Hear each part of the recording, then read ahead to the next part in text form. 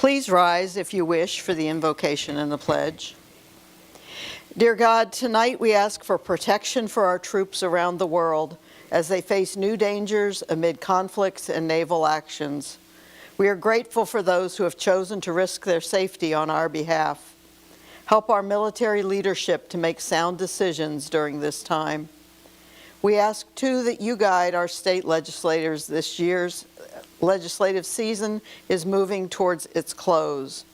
There are so many bills on the agenda that require thoughtful consideration and, as currently proposed, could have consequences across our governments, including DeBerry's. Help wisdom to prevail, particularly in any special session addressing property tax changes. We also seek wisdom tonight as we consider the matters before us this evening. Along with insight and understanding, we want to make the best decisions for those who have entrusted us to represent them. Amen. I pledge allegiance to the flag of the United States of America and to the republic for which it stands, one nation, under God, indivisible, with liberty and justice for all. This is the regular City Council meeting for the month of March. City Clerk, would you do the roll call, please? Councilmember Sell. Here. Councilmember Papalardo. Here. Councilmember Stevenson. Here. Mayor Chazet. Here. Vice Mayor Butlin. Here. Since it is the first City Council meeting of the month, there is time for public participation for any items not on the agenda. City Clerk, do we have any speakers? No, ma'am, we do not. Okay, moving on to the approval of minutes. We have before us the minutes of the City Council meeting of February 4, 2026, and the special City Council meeting of February 18th, 2026. I'll make a motion to approve the minutes of the February 24th, 2026 and February 18th of 2026. Second. Okay, Vice Mayor Butlin? Yes. Councilmember Papalardo? Yes. Councilmember Sell? Yes. Councilmember Stevenson? Yes. And I am a yes.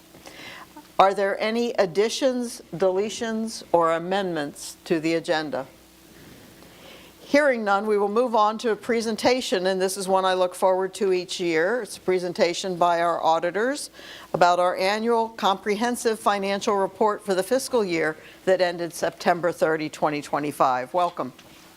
Thank you. Good evening, Zach Shalafor, partner, James Moore and Company. As always, we are excited to be here to go over the audit for the September 30th, 2025 fiscal year. This year, though, instead of hearing from me, I have Spencer Machuga with me. He's the manager on the audit. I'll give him the chance. He's working this job for a few years, has an interest in getting more involved on the back end as well. So I'll turn it over to him to walk you through everything for this year. Excellent. Thank you. And welcome, Spencer. Thank you. As mentioned, Spencer Machuga, manager with James Moore, and I'm excited to be presenting the financial statement audit for 2025. Before I get started, I just want to say a couple quick thank yous. First, thank you to Liz, Wesley, and the rest of the finance team for always responding to our audit requests timely and always getting us exactly what we need, resulting in what was otherwise a very smooth audit process. As well as a thank you to the members of the council for engaging our firm to perform the annual financial statement audit.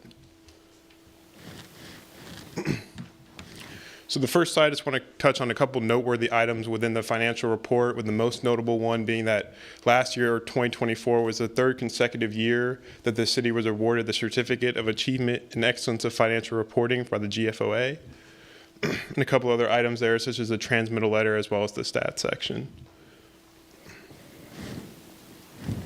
This next slide, just kind of a highlight of all the independent audit reports. Overall, a very clean slate across the board.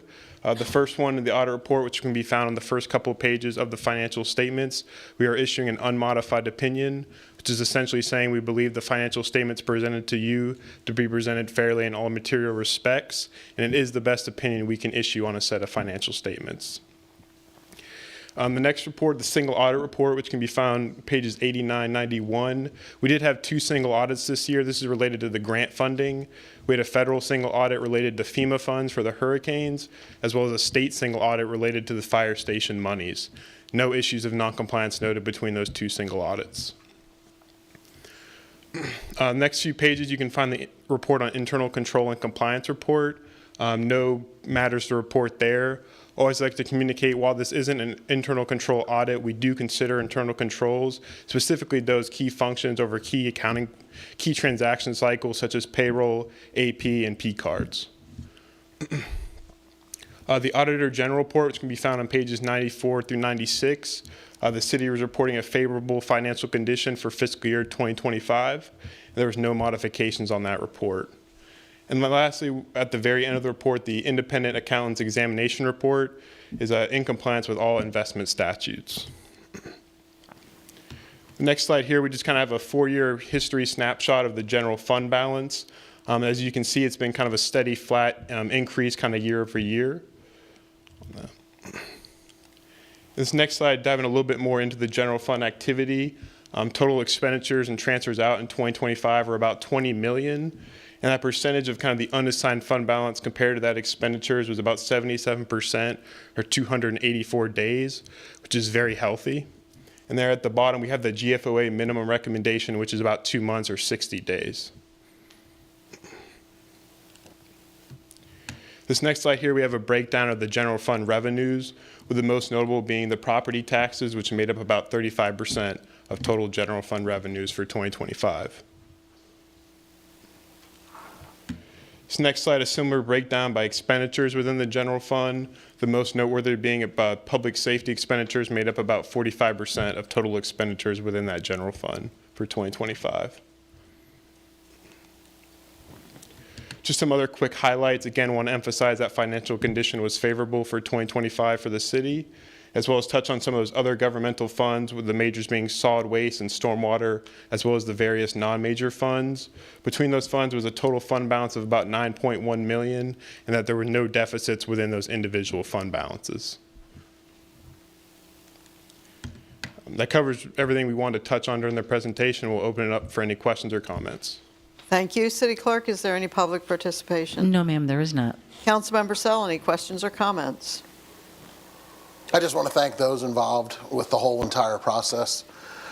Of course, I read social media, and I know there are some cities who have some issues with P cards and purchases, and it's just so nice to be part of the council in the city of DeBary with people who actually care about the city, dot every I, cross every T.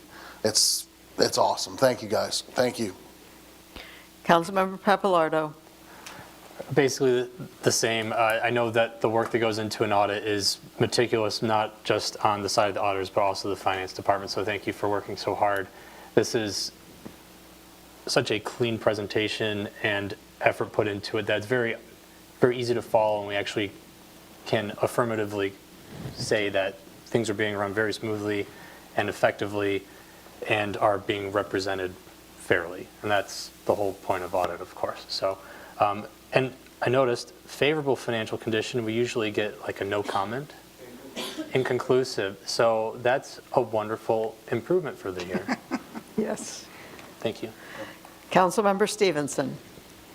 Also, no questions. Your report's very easy to read. This is, as you said, our 3rd year doing this. This is the highest level of standard for financial accountability, and I'm proud to be part of a city that goes through this process, and thank you for all your hard work in getting this put together for us.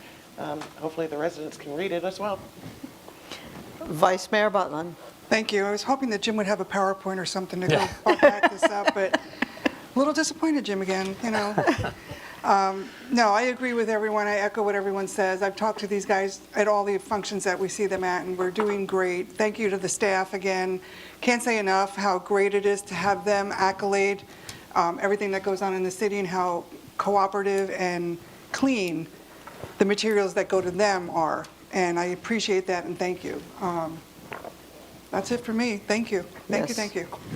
And I did spend time individually with both Zach and Spencer going over this report, and I expressed to them how much I appreciated the integrity that we have in our finance department and the overall management of the city and the work of this council and our ability to work together to make sure we have it, and how important the city finances have been to me during my 8 years into my 8th year now, and this will be the last time I meet with them on it, but I do it every year, so it was good to see where we are now compared to where we came from. And I think that we're on a really solid path, both internally, and that the auditors are doing a very careful job on our behalf, which is very important to me as well. And I appreciated the work of both the Finance Department and our auditors in presenting the report. So, Mayor, I have a comment. okay, You know, since sure. for 3 of you, this is your last Last financial audit that you'll have to deal with. Are we having a shot or what? Is that in the budget? No, I wanted to recognize you 3 because, you know, when you came on board, the city was in not very good financial shape. And through your leadership over the years, we barely had monies and reserves to barely handle a hurricane. Yeah, we were very close, and I was recalling with Zach and Spencer in my meeting with them earlier today that I recalled the first year when a hurricane threatened, which mercifully did not land, that you and I were in a meeting session, and there was a banker there, and I was saying to you, I don't want to incur the cost of opening a line of credit, but because we don't have enough for debris removal, is there any way that we could do all of the paperwork without paying the fee and pulling the string, and then only do it if the hurricane hit? And we are in such a different place, Yes. which is, to your point. And I wanted to recognize, since you 3 are termed out, and this is your last financial, that awesome job on leading the city on making sure that our residents are protected, despite all of the projects we've done. Right. The road improvements, the fire station, the stormwater, everything else. No new debt. And even did, as I tell folks, we did, I was meeting with Zach and as well, and talking to him about, well, we even did Main Street without any money because we were in a very poor financial situation. And so it just, one, created a lot of creativity, but it also put our mindset in place to make sure that our government is sustainable and that future councils will be in better shape than you all first started. So thank you for Absolutely. everything y'all have done. Make sure that success for this city is sustained. Thank you.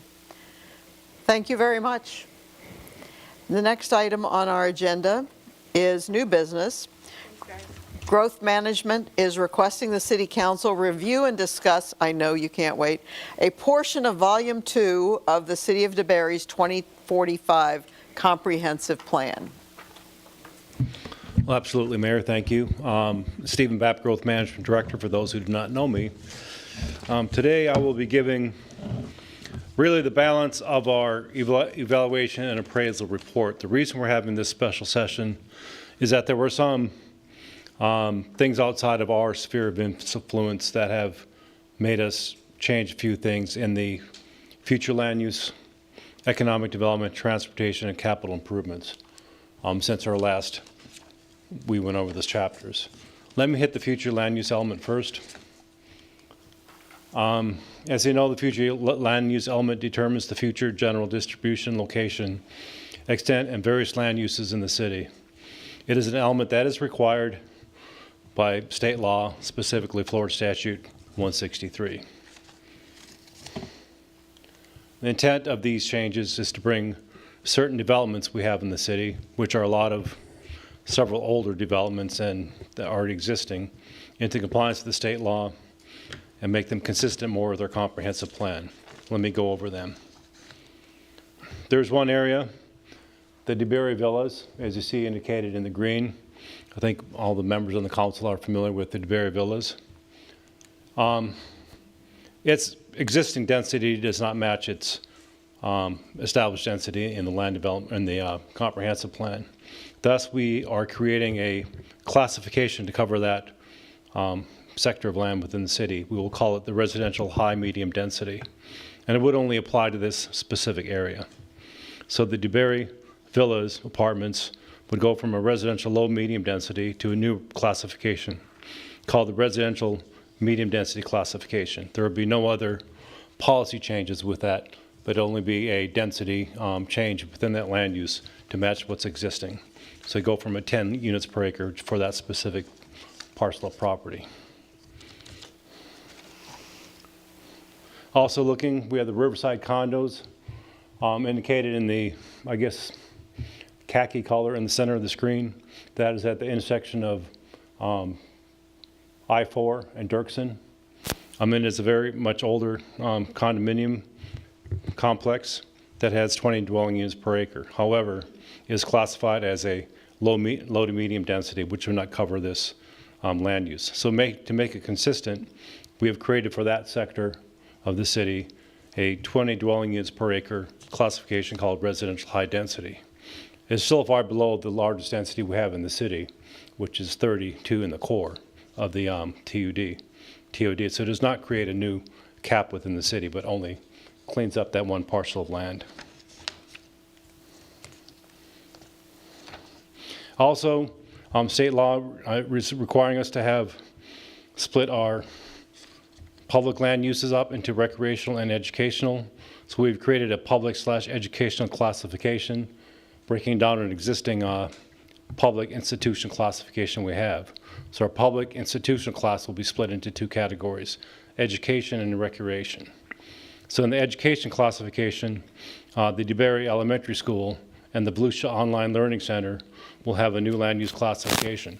No policy changes, no density changes, but we have provided a floor area ratio of 1 to 1, of 1.0, which is consistent with what's already there. And here's the DeBerry Elementary, which you're familiar with, and the Learning Center. So as I stated, we broke that existing category also into our recreation classification. So it's going to reclassify various city parks into the new public/recreation classification. We provided a floor area ratio which is consistent with a parks and recreation type activity for that classification. And here is our first park. As you see, we're just going to reclassify these.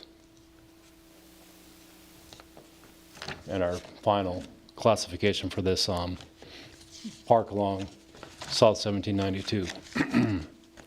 Excuse me.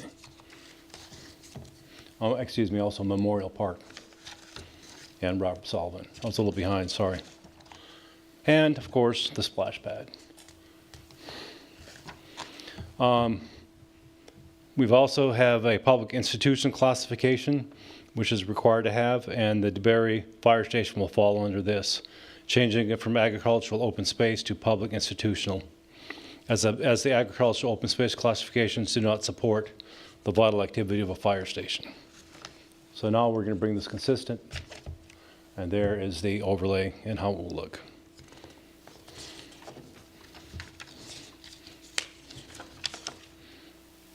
I believe this is our last classification, which we're going to do. We also want to reclassify some city-owned properties, the city-owned property of Palm Road. We want to reclassify it to environmentally sensitive lands, which would reflect the environmentally sensitive nature of the property, and change it from that commercial land use. It's city-owned. It makes the most sense. It matches what's on the ground. So there it is. The River City Nature Park, Alexander Island, and other certain smaller parks will retain their current land use classification as the current land uses support the use of parks. So just a little cleanup really since our last meeting. The economic development element, of course, we know it's intended to guide the city's effort in creating an internationally stable and intentionally stable, resilient, and vibrant local economy. This element is not required by state law. However, we are going to pursue continuing to have it in our land development code. Pursuant to the city council feedback, which we had, well, this is probably 6 months ago now, we've put the following policies in. Policy 7.201, replace the verbiage incentivized with encourage to avoid the implication the city is obligated to monetarily subsidize reinvestment in underutilized properties. The second one is amend the reference of policy 7.301, the possibility of forming an organization whose purpose would be to promote a downtown district. Policy 7.401, remove the reference to specific marketing slogans, and then we re-added the objective and corresponding policies calling for a program to facilitate the interaction between businesses and citizens. So just clean up really based on your guidance. The transportation element is a critical element. It is a required element by state law. It provides the development of the city's transportation systems for the movement of people, goods, and is intended to benefit the social, economic, physical development of the city, as well as to reduce greenhouse gas emissions and vehicle miles traveled. So, based on the recent 2050 Long-Range Transportation Plan of the Volusia Flagler TPO, we are making adjustments to the transportation element. One is element 8.104, which removes a proposed policy provided that provides for situations which the city road levels will be reduced to an E. This is based on city council feedback. We will remain our level service objectives at a level service D, or D as in Delta or dog. We've added reference to leveraging emerging technologies to the comprehensive plan, and we've drafted an objective 8.9 and corresponding policies to call for a program to prepare for automated, connected electrical, and shared use vehicles. Our capital improvement element, we've updated our capital improvement element, which is a required element by Florida Statute 163, which has all our ongoing projects have been updated, and the expenditures, the years for those expenditures, and the funding source, which were all already approved by other methods at the city council meeting and our vision setting. Those are already voted on by the council, so we've consolidated that with Parks and Recreation current projects within the next 5-year hopper, and we've added those to the comprehensive plan. So what happens next? There will be a first reading of an ordinance for the 2045 comprehensive plan. We're scheduling that, actually should be 1 April, not 18th, at the city council meeting. This will be known as a transmittal hearing. If the transmittal hearing is approved by the council, staff transmits it to the Department of Commerce for their review. The Department of Commerce will farm that out to all the state agencies for comment, provide that back to the city, and if needed, we will adjust our ear based on their comments. If everything comes back clean and we make the adjustments, we would then have an adoption hearing following all that process. So we're probably looking at a longer process than a short 30-day window. Probably could be 60, could be 90, depends on the workload of the state. So that is it in a nutshell. Gladly answer your questions on this. Thank you. City Clerk, do we have any public participation? No, ma'am, we do not. Councilmember Sell, questions or comments? I don't have any questions, but thank you guys for all your hard work. Yeah. Councilmember Pappalardo. No comments, but thank you. Councilmember Stevenson. No comments also, other than thank you. I'm glad we're at the end of this process. Vice Mayor Butlin. Thank you, Mayor. Yeah, I have no other comments other than thank you, and I honestly don't remember everything we discussed 6 months ago because I can't remember yesterday, but I saw the scratch-offs and I read through all that, so thank you for following through with all this. Can't wait till it is over. Right. You're not off the hook. I have 2 comments. Absolutely. I'm most assured you do, ma'am. One is a question. I know that Reading Edge Academy has a DeBerry address. Is it in Orange City physically? I thought it was in DeBerry, and it has DeBerry. Okay. Then is its zoning consistent with the school? I mean, we redid the other 2 schools into a category, and we didn't talk about Reading Edge, which has been there for many, many years. And I don't know where, I thought it was in DeBerry. It is in DeBerry. Okay, then Are you talking Reading Edge or Learning Center? Reading Edge. Because the Learning Center was already reclassified. The Reading DeBerry Edge also- Elementary was. We did not mention Reading Edge. And that DeBerry and Orange City border is so convoluted. I thought that was in DeBerry. I know they got DeBerry Post Office, but there are some businesses that have DeBerry Post Office, but they're really in Orange City. But we're missing Reading Edge, and Okay. I We'll would add that. like you to look at whatever their underlying zoning is and make the similar adjustment Absolutely. so that we don't have that one just missed. Secondly, in comment about the transportation and the D level of service, this was something that I did engage the city manager with. When we were given that presentation the other month, I was surprised to see the presentation had Fort Florida Road at level E, East High Banks at level E, and West High Banks at level E. And we have always had a standard of D. And so I actually, from a policy standpoint, do not want to see the city aspire to have failed roads of an E. And I also asked that they go back and look at the data to make sure these were right, because everything that I've seen in development requests has characterized West High Banks as a D. And we were looking at that because we look at, do you have to make transportation improvements? Would the addition of your project take the road from D to E? If so, then we can ask you for help. So long and the short of it is, Fort Florida Road, upon reexamination, it's my understanding, is a D, not an E. Correct. However, according to FDOT's current data, West High Banks is an E. That one feels real to me from my daily commute. East High Banks is an E. That one doesn't feel real to me from my daily commute. And we already have the townhouses coming in to add a lane at High Banks in 1792 to try to mitigate that impact. So, I can't talk about FDOT data, but I do support, and it is a change from what we saw, that we aspire to a D or better rather than an E or better. But what I want to make sure you understand is, next year I won't be here. And you will have one or two roads that are at E's.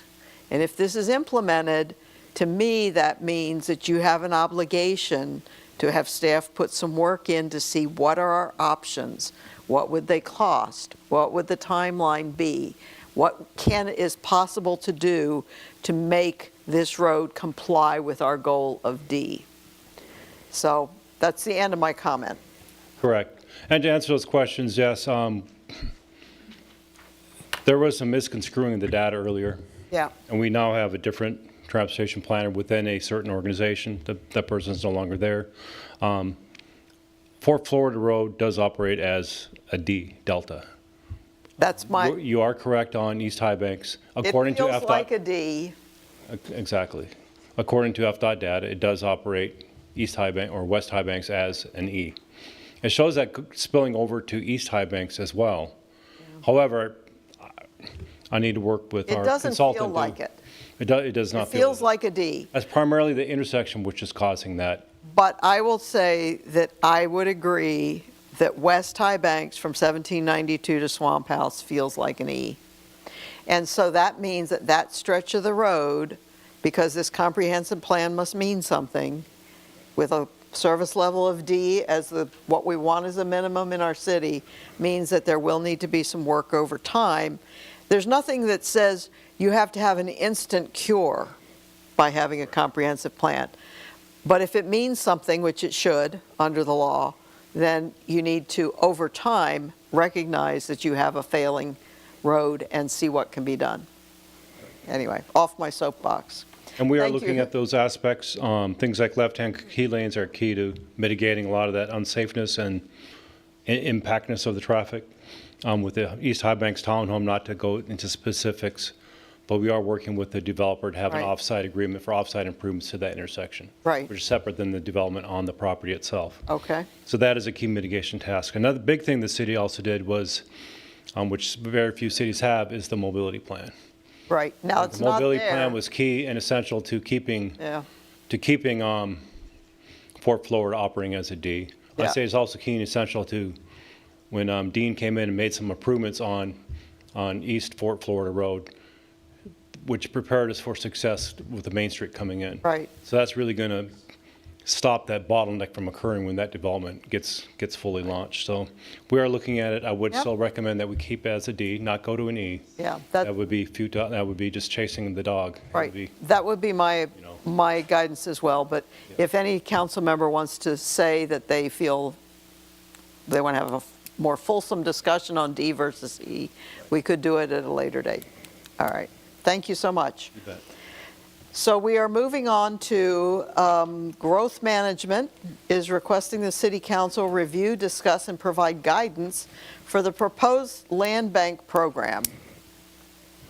Absolutely. Stephen Babb, Growth Management Director again, for the record. We're going to go over the City Land Bank program, which has been near and dear to the council, especially in the last few, really concentrating it more on the last few months. Just some background for anybody listening online. DeBerry is nearing build-out.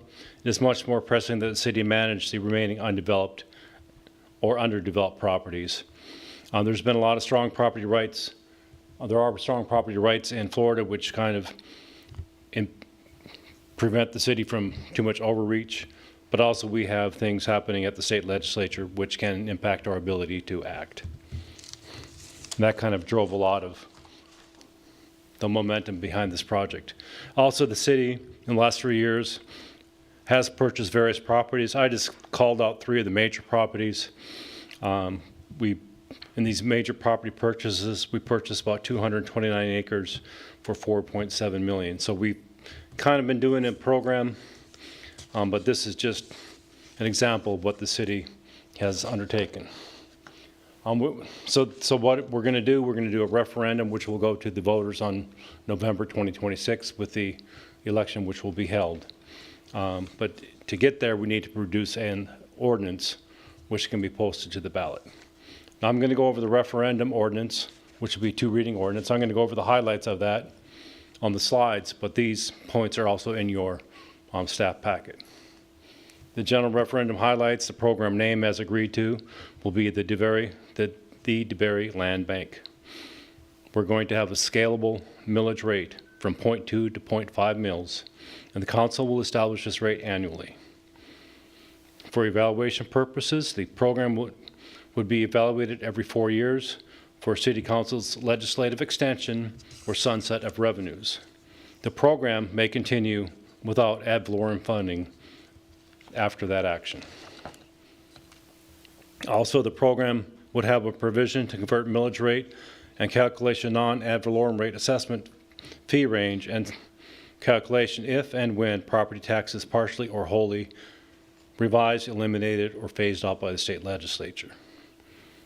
Another key highlight would be the program would be evaluated on the 12th year for a referendum vote to the people of the city for revenue extension. If the DeBerry Land Bank revenues are discontinued either by council or by voters, the remaining fund balance may continue the land bank purchase program until the monies run out, may be transferred to the general fund reserves, or the program is funded via another source. Other program highlights, there are 3 functional areas the program will focus on, which are preservation, conservation, and redevelopment. Preservation is pretty simply stated of keeping a property in its natural or existing state. A conservation focus is the establishment of conservation easements on land or given portions of land which could be exchanged to use for other conservation lands. We have done that in the past. A bigger thing that we've fleshed out a little bit more since our last meeting was the redevelopment aspect, which is purchasing an abandoned, underdeveloped, or neglected property or properties. Under this definition, the city would maintain the right to resell the property to market the type of project desirable to support the city's vision. Also, this may include assembly of properties for marketability. As many know, there are many smaller properties along 1792 which have been reduced due to the expansion of that highway. so aggregation of properties are sometimes required for projects. This may include an agreed purchase between the city and property owners or eminent domain if needed. Redevelopment, also the proceeds from the sale of property will be deposited only in the land bank for future opportunities. Also, the land bank may be used to purchase critical properties, rights of way. Could you advance the slide? Oh, I'm sorry. My Thank you. apologies. Proceeds from the sale of property will be deposited only in the land bank for future opportunities. The land bank may be used to purchase critical property and rights of way for improvements or expansions of city roadways, sidewalks, or stormwater. In the last aspect of the referendum, revenues in the land bank may be used from partnership agreements with other government organizations, nonprofit organizations, and or as matching funds for property purchase grants. Sale proceeds from existing city-owned land may be deposited into the land bank to enhance the program. Council may approve or transfer additional annual budgeted revenues into the land bank to enhance the program. Sales arrangements may include various services to complete the sale and or prepare the property for resale. Then also in the referendum, after tonight's discussion, if there's any additional items you direct, we will add those to the ordinance for its first reading. The proposed timeline on the 1st of April will be the first reading of the referendum ordinance, which will be called O2-2026. April 15th would be the second reading of the land bank ordinance. Our target date is 1 May to submit the referendum to the Volusia County Supervisor of Elections for inclusion in the November election. This is a soft date set by staff. The physical date would be, I believe, in late June. We'd have to have that into the supervisor. November 3rd would be the actual election where the referendum vote on the program would occur.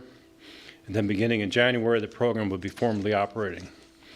In the event that every 4 years there would be your evaluation vote by the legislation for extension or sunset. Then the 12th year, which puts us out to November 2038, will be the evaluation period and the referendum vote for extension, modification, or sunset of the program. So tonight it is recommended the City Council, if they have any additional guidance, provide it to staff, and then we will add that to the ordinance 02-2026, which will be presented at first reading at the next, or not the next City Council meeting, but at the 1 April City Council meeting.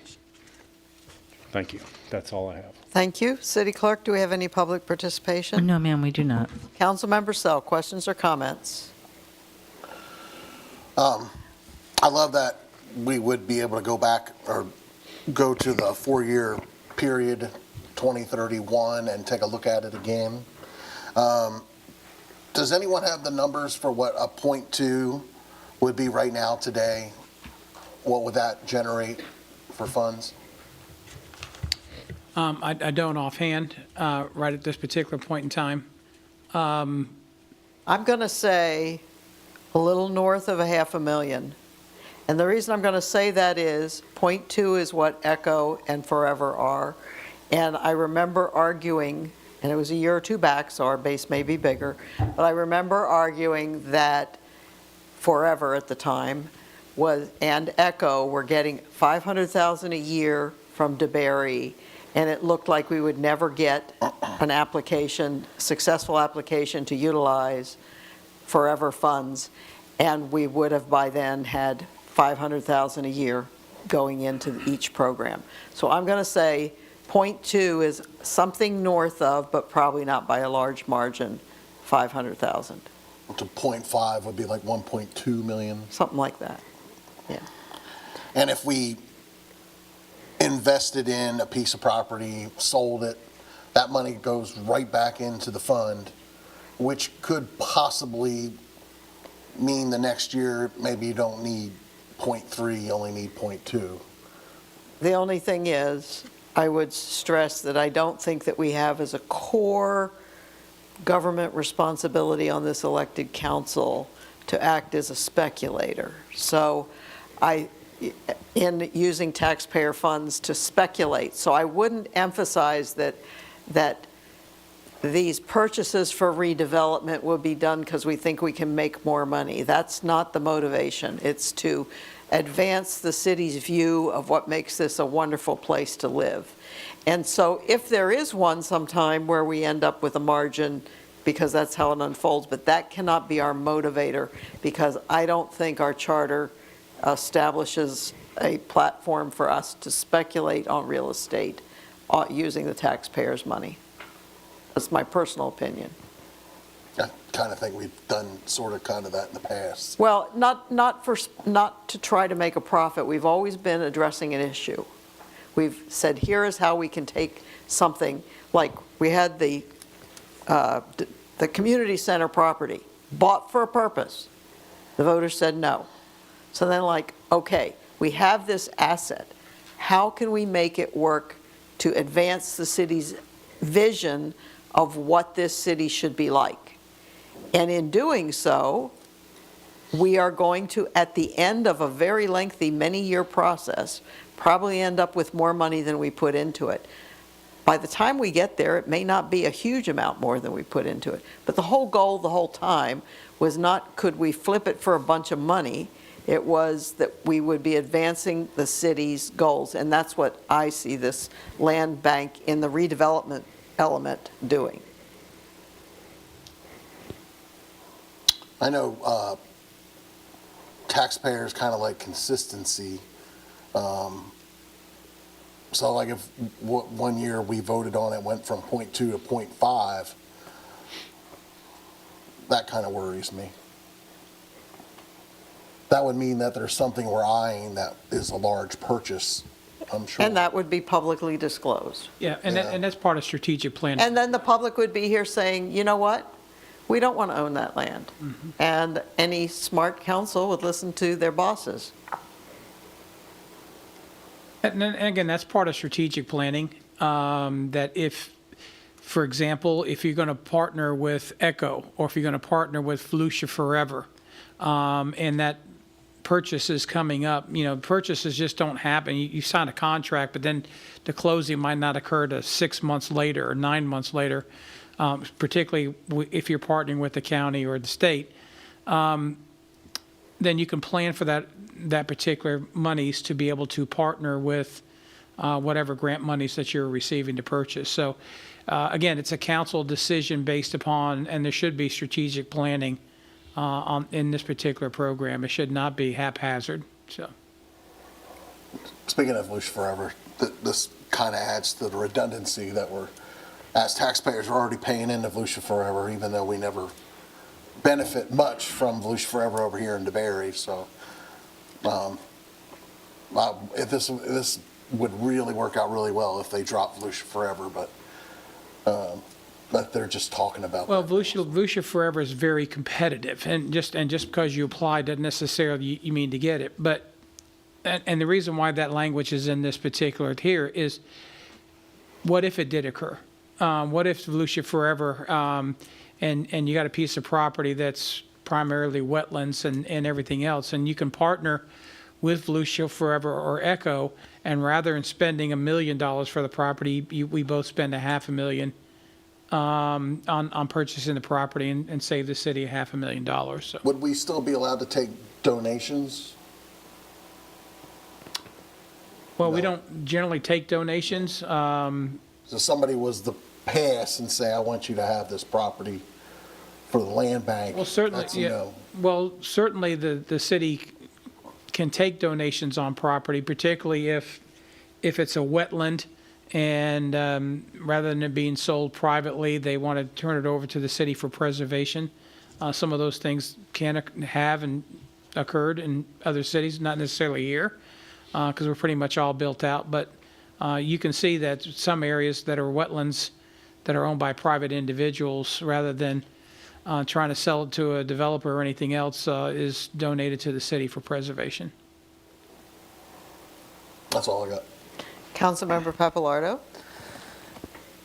Thank you for this presentation. It is basically everything that I was hoping to communicate when I was proposing this, and I'm very very happy with everything. Sometimes I think more that doing non-ad instead of ad valorem is almost more appropriate, but I'm very thankful there's the conversion opportunity in there because Who knows? things could happen, yeah. And what's important in the language is that it's restricted, that it can't be conflated with general fund. That would be very inappropriate. And part of what I like about this particular tool, and it kind of goes to some of Councilmember Sell's comments, is that this is kind of an effort to not conflate general reserves with land protection. Because I don't like seeing, we've been raising the ad valorem millage for a little while now, and that doesn't feel comfortable for anybody. And to see something come out of that bucket to buy a chunk of land is kind of not cohesive with the concept of running the city. This is a little bit more of, I don't want to call it a pet project, but a special focus project to protect land, make commercial parcels usable again. We have a number of unusable parcels on 1792. Think of the old fire station property, unusable in its current position. If you can somehow group that with neighboring parcels, you can have a redevelopable piece of nice commercial property to be useful once again. Kind of on a higher level here, this is kind of, my concept here is that it's a referenda on our strategy for land protection and conservation and redevelopment. That the people really need to put an opinion out, vote on whether what we've been doing is effective. If they support that, we spent over almost $5 million on 220 acres. Do they want to see more of that or not? Because remember, only half of our cumulative terms of council have been contested. We have a lot of non-contest council members. So I think it's important that we get another stab at it from the residents. A yes would basically empower this and future councils to continue the strategy of buying properties that may have higher uses that are not favorable to the community, that we do not want to see particularly high density situations, that this would be a way to preempt that in a very complete and effective and probably the most cost-effective way, because we can't necessarily legislate our way out of some of these development programs. The state legislature has been very clear in their movement to make land developable as high of a density, as high of a use as reasonably possible, sometimes not reasonably possible, no matter what the community wants. If we had a corner lot that it was 8 acres and someone wants to put a apartment complex on that, they would be empowered up to 32 units per acre, and it could be in a terrible location that the infrastructure could never support, and then they would be tax-free under Live Local, and then they would never put a penny into the improvement of the facilities of roads, of water infrastructure, of stormwater, of things up and down the list that the rest of the community would be on the hook to prepare, to the tune of possibly tens of millions of dollars. And that is a risk that I feel like, I hope we have an affirmative on this vote in November, because to be able to preempt that risk in a very permanent way is really important to keeping DeBary the way it is. And that's not in my backyard kind of position. It's, we have welcomed a lot of change. We are developing a TOD that is a pretty high density. It really is. It's very starkly different from the rest of the city. So we are putting in a good faith effort to appease the commercial district that can happen there, developers that have interests in those types of developments, because those do serve a place, but we can't let that necessarily permeate into other parts of the city that are too far developed and cannot handle the extra burden of it. Should a no happen, then developers get to basically make the call in DeBary. So that's kind of the dichotomy I see in this. I believe strongly that residents are probably in favor of less development. I hear that very often. That's very common on social media. It's common throughout the county. It's not unique to us. So hopefully this sounds favorable to our residents. I really feel strongly about that. And we need a land bank. Thank you so much for putting this together. I am extremely excited about how this language has turned out. The 3 strategies I think are very comprehensive, and I think it's very clear, and I think it's very fair, and I think there's no room for vagueness, that everything's set out very fairly, and I really appreciate all the work that was put into this. Councilmember Stevenson. Thank you. I'm also pretty excited to see this coming together, especially for the preservation and conservation. I can also see where redevelopment might be valuable to us as a city. I guess my main concern, though, would be if at the end of the 12 years the program was discontinued, why do we want to allow the funds to go into general fund reserves and not try to earmark that specifically? Well, the referendum would give that option. It would give the option to, okay, we're going to stop putting money in there. Well, we still have some money in there. So what that means is that money will continue to support the program of purchasing lands for conservation, redevelopment, or, Yeah, so you the can, vote of the 12th year the revenue would stop, but the program doesn't necessarily stop. right, the revenue stop. If you had $1 million left in there at year 12, the program doesn't stop. So you have an option to either continue the program or move the funds to general fund reserves, and there's 3 options there. So you can do a number of different things. We just leave the options open for council to make decisions what they want to do. Do they want to cut the program off? Do they want to continue it and until the money's zero? I mean, so it gives you a flexibility of how to close the program out. So you have 3 options in order to do that. If I could add, just from a practicality matter, if you have an immaterial value of money under $100,000, there's not many uses that you're going to have acquiring property, that it just makes sense to kind of dissolve it into the general fund. My concern, I guess, would be that if there was a substantial amount of money, Correct. and the council decided, we don't really care anymore about this, let's just buy everybody new cars, or whatever the thing of the day is. And I don't know if there's any way to limit that. But this would be a referendum year. So the voters could know, and hopefully the council and the city would define what the choice is at that point. So the council could define that there's a balance of $1 million going forward. We can continue what we've done, as we showed you with this purchase, this purchase, this purchase.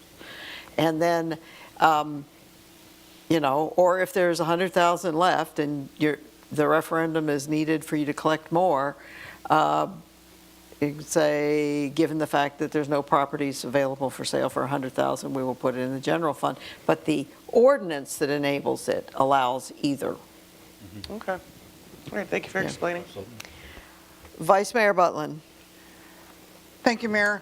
Yeah, if you guys all rewind, go back to Jim, and I repeat everything he says, because I did some research and I love what you were talking about.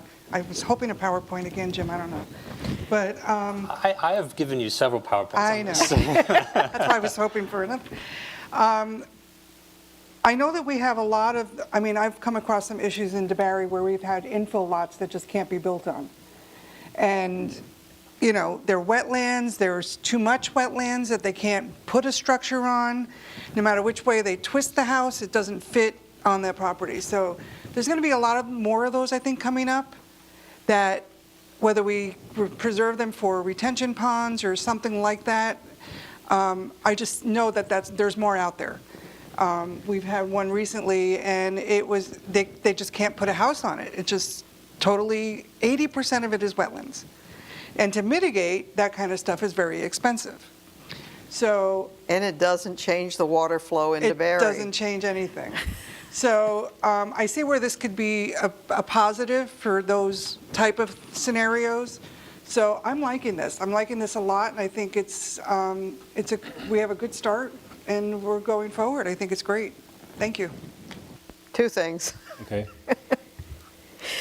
One is, in the redevelopment element, I do not like the option that the city could use eminent domain.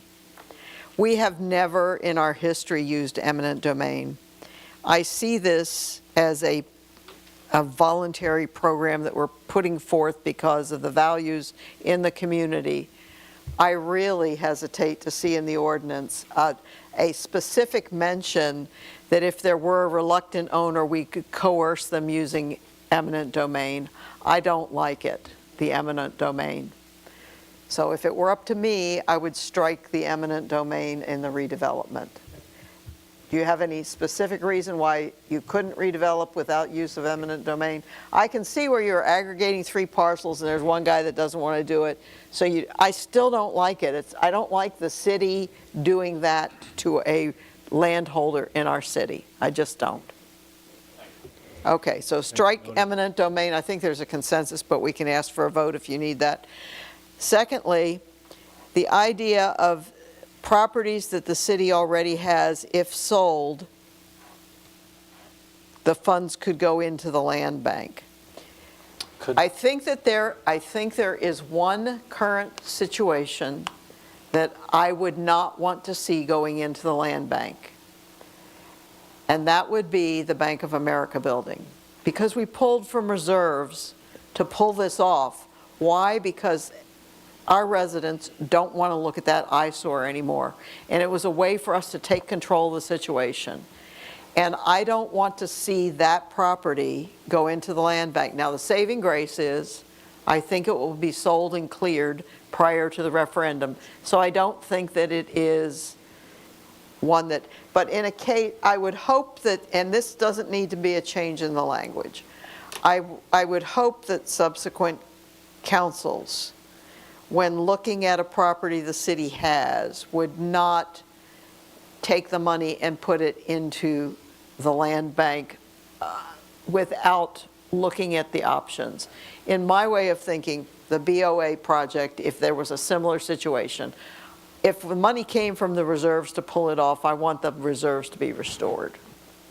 So that's, I don't know you need a language change for that, but that is a little bit of heartburn for me. Could I? Yeah, and there are other opportunities. Yeah. Certainly the remaining parcels for the Main Street. If you wanted to jumpstart the land bank program, which in the next council meeting or two, you'll have to make an extension and eventually have a contract to approve for the remaining properties on there.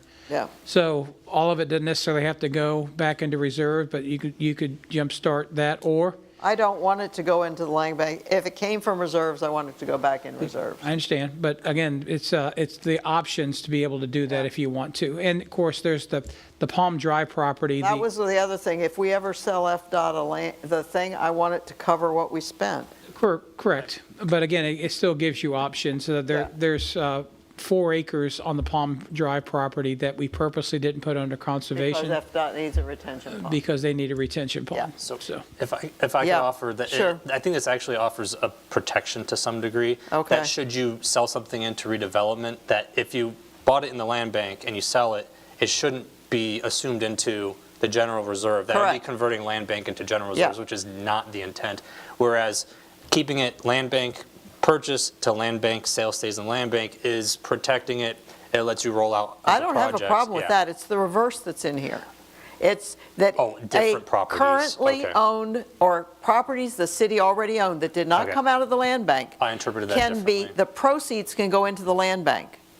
Sure. And I have a little bit of heartburn over that. Like when we used reserves to pull off BOA, because Yes. there isn't anybody that wants to see that thing continue on, we may end up with some, we'll get our money back and maybe even a little more, we'll see.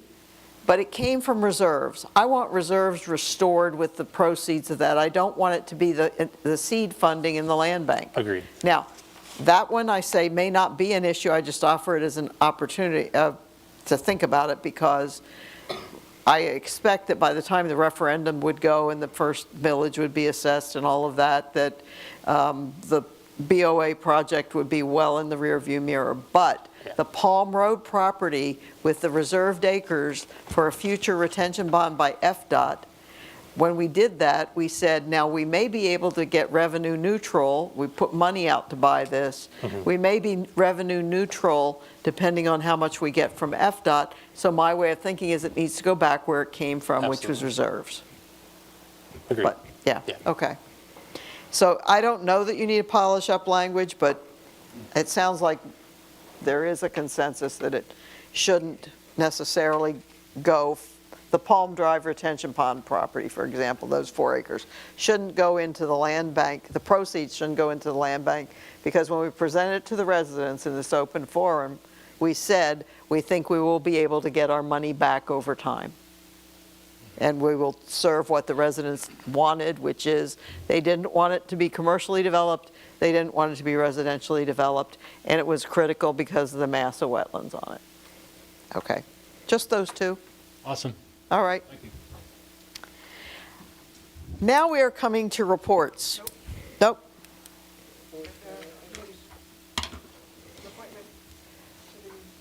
Oh, here it is. It's right in front of me. I didn't see that. Thank you. We have a board committee appointment, Bobby Roundtree to the Hometown Heroes Selection Committee. So, City Manager, are you going to describe that to us?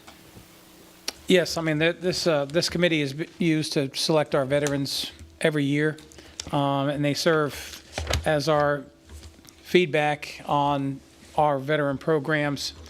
Bobby Roundtree, if you remember, he was one of our veterans that we honored in November 2025.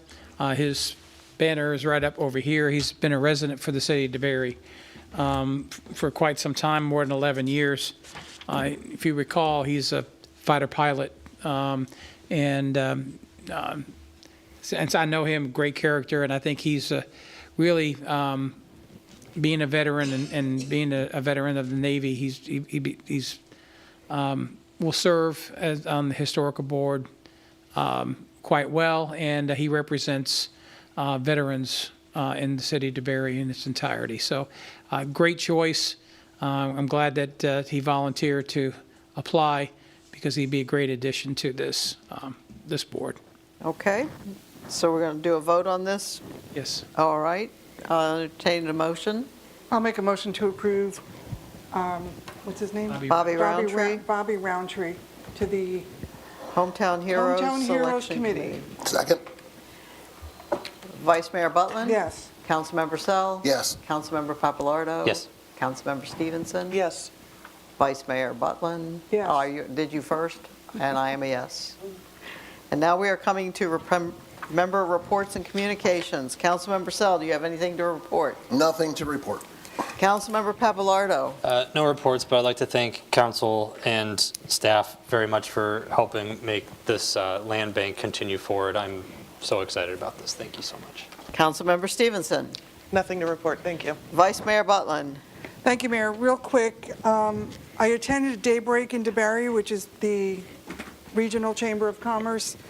At Pallet here, and Carmen spoke Yeah. about the upcoming stuff that's going on in DeBary, which was very well attended. Place was too small. So they're working on making that change.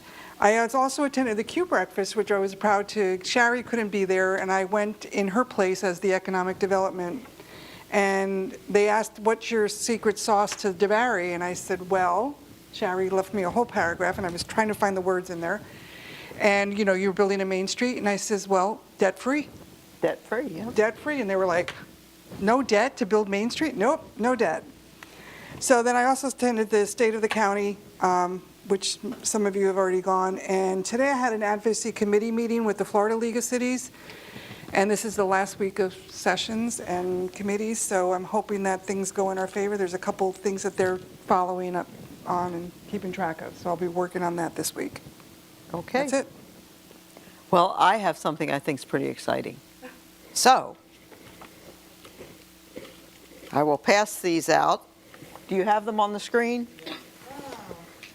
Pass this down. And just Yeah.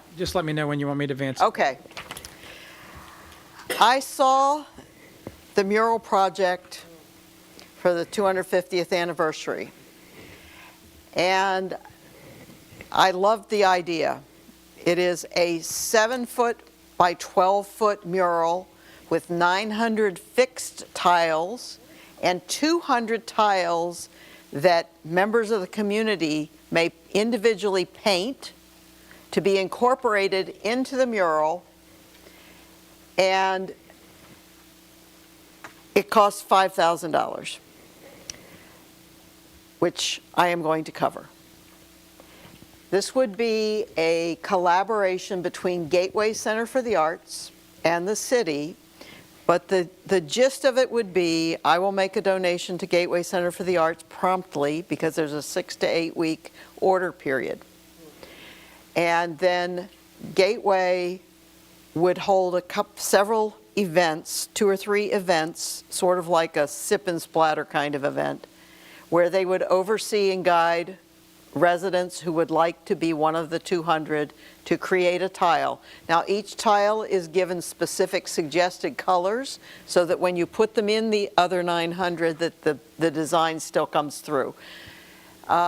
There may be a nominal charge per tile, although because I've donated some money to help Gateway with their administration costs as well, I think that my personal view is that if there's somebody that finds the minimal cost is an impediment and they really would like to participate, let me know, and I think I could probably finesse that. Gateway's excited about it. They have a real critical role of securing it through my donation, tax-deductible donation. Parks and Rec has talked to the company as well. It goes on a plywood base. The idea would be that once the mural is received, and there are several workshops, maybe late April through May and early June, that we would get the 200 tiles, 1 per individual who participates. The mural would be constructed, and that at our 4th of July event, that it will be on plywood, that we would unveil it as part of that celebration on the stage, and thereafter it would be permanently installed at Memorial Park across the street. What I'm asking is, the cost to the city is minimal. It is the plywood base and whatever structure, poles, whatever they use in Memorial Park, certainly a very low end of Carmen's authorized spending, and he believes that Parks and Recs has money there that could cover it. And it would go into one side of the parking lot, but thinking that red line, where when you pulled into the parking lot, it would be straight ahead. So what I'm asking for is just consensus. It does not need a vote, that the council would support the city working with Gateway with a donated mural for this project to add an additional element for our 4th of July celebration and a permanent installation with citizen participation in Memorial Park. So what you think? Do you like it? Sold. Sold? And Mayor, we had, just for on this particular picture, Yeah. even putting it underneath the aircraft, the airplane. Oh, there's another option there Yeah, and with behind the the plaza. plaza? And we can make that decision in the Yeah, future. Because if you want to see it from Dirksen, you'll be able to see it. Yeah. If you want to see it when you pull in, and so again, it gives it. And to be honest with you, with this particular mural, it's movable. Yeah, it's And not so that big a It thing. doesn't have to necessarily stay at this particular, because we had first thought about a concrete block wall, but then we said, well, it doesn't have to be, it can be a wood structure wall, and then you could tie it to that, but that can be movable from location to location, so it doesn't necessarily have to stay exactly at one location. It may require a little protection from the sun. It is Correct. made to be an outdoor mural, though. Yeah. And the paints are made to be outdoors, and this is a company that does murals. And it may be, and we'll ask the company. I think if we I sprayed think it has an with a 8. polyurethane. I think it has at least I saw some of the data, I think it has at least an 8 to 10 year expected life, and I'm certain that somebody in the future could figure it out after that. But when I saw it, I thought, this particular one, I think we could really get community support behind, and we have a permanent home for it, and it was Carmen's idea that we would unveil it as part of the 4th of July celebration, which I think would be a wonderful thing. And if we get on it real soon, like I will see that the funds are at Gateway tomorrow probably, or Friday at the latest, so that they can get the order in, because it's a 6 to 8 week order period. And they are fully supportive, the board and Terry. It's mainly Terry's effort that'll be required. And I just was really excited about it. So I had some other stuff I did, but we can skip it. That's my report for this week. Carmen? Just an update, the bridge is on schedule. If you haven't noticed, all the culverts are being delivered. I followed a culvert down Fort Florida And Road. they come in 8-foot sections, and amazingly, they're 32 tons a section. Yeah. So, but they're doing some extraordinary work, and it's on schedule, and so I just wanted to give you that particular update there. And so I just signed the notice of, Go. and I just signed the notice of commencement for the entrance for Alexander Island, so we're getting ready. Good. Okay. Awesome. City Attorney, anything to report? Nothing to report, but thank you, Mayor. That's very generous. Well, thank you. Hearing nothing further, we stand adjourned.